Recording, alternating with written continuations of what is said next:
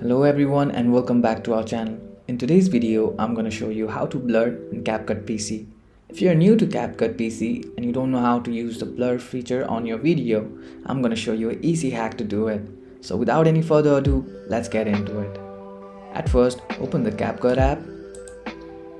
Now, create a new project and click on import photos or videos for your project. For now, I'll choose this video.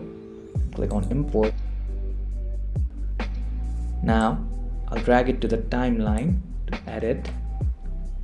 Here, to add blur to this video, all you have to do is click on effects and search for blur. Now you can choose any of the effects for your video. For now, I'll choose this blur.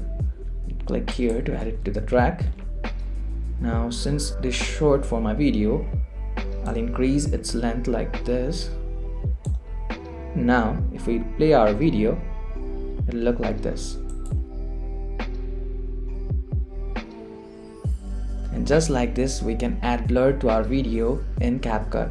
If you found this video helpful, don't forget to give this video a thumbs up and subscribe to our channel for more tutorials like this.